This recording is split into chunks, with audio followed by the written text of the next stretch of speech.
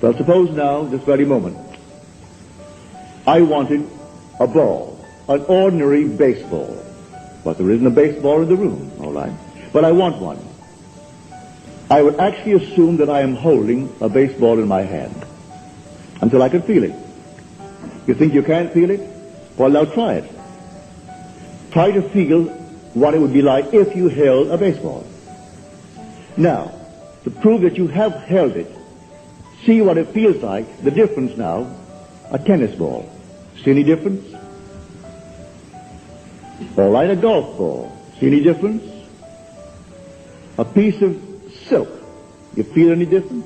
If you can distinguish between these many objects, though they are subjective, then there must exist somewhere.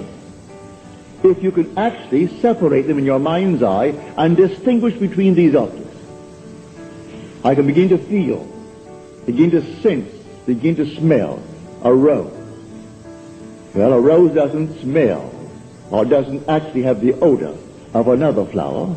I can detect the rose. Now a lily, an Easter lily. I can detect that. Well, what does it do? Well, I'm going to get them. Someone will think of Neville and send him a flower. And it's going to be the flower that I'm going to actually feel and touch and smell. It works that way. Money has an odor. It's unlike any odor in the world. It's more fragrant to the miser than the most marvelous perfume in the world. He can tell it. You put a money bag to his face, and it's like putting roses to mine. He loves it. He can smell money. He can feel it. Money has a distinct feel about it. Put a $20 bill in your hand and ask you to feel it, and then put another piece of paper in your hand, and you can tell the difference. There's a difference. It is an odor to it. All this is part of the inner man, that all things are possible to him. Try it. Before you condemn it, try it. And if you have the evidence to support my claim, well, then it doesn't matter what the world will tell you. If he laughs at you, so what? So they laughed at everyone who had an idea that seemed a little bit off-center. Always laughed at him. They laughed at the idea of going to the moon. Well, now it's an accomplished fact. There are still those who won't believe it happened, you know, because they don't want to believe that it ever happened. There are those who said you couldn't go down and actually live underwater. Now we have a submarine. There are still those who won't believe it. You can present them with all the facts in the world, and they won't believe it. So I tell you, you try it first. And if it proves itself in performance, it doesn't really matter what the whole vast world thinks. Go about your Father's business, which is yourself, and then live a full and wonderful life in this world of Caesar.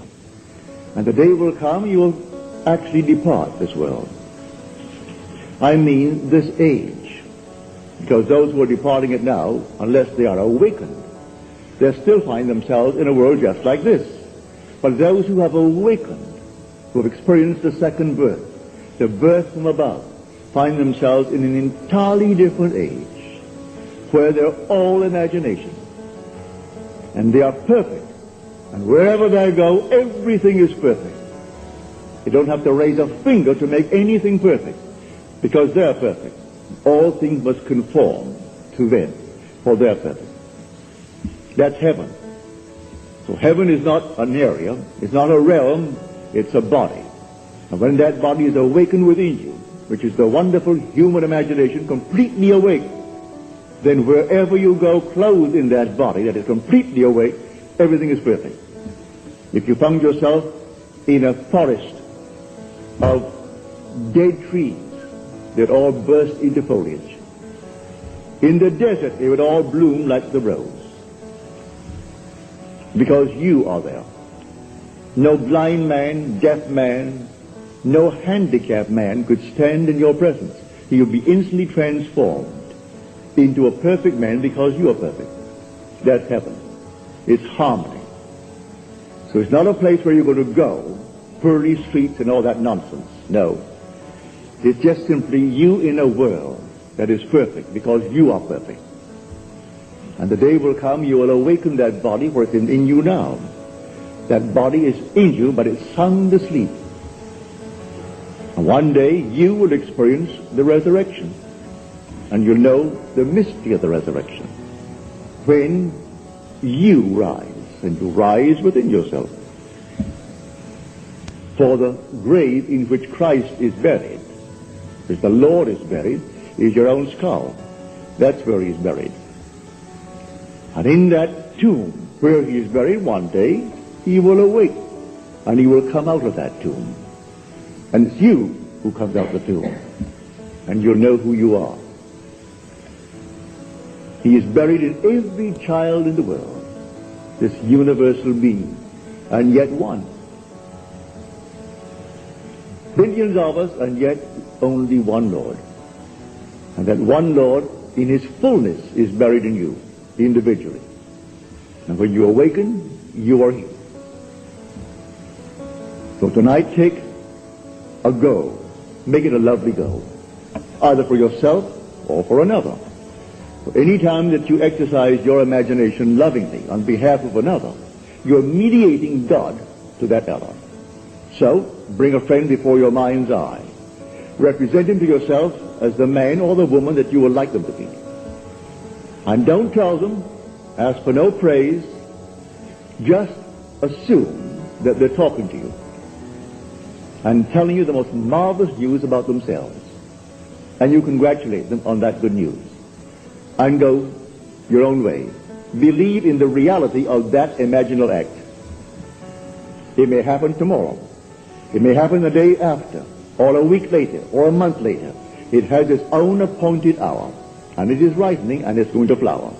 So don't be concerned. Leave it alone. And it will come to pass.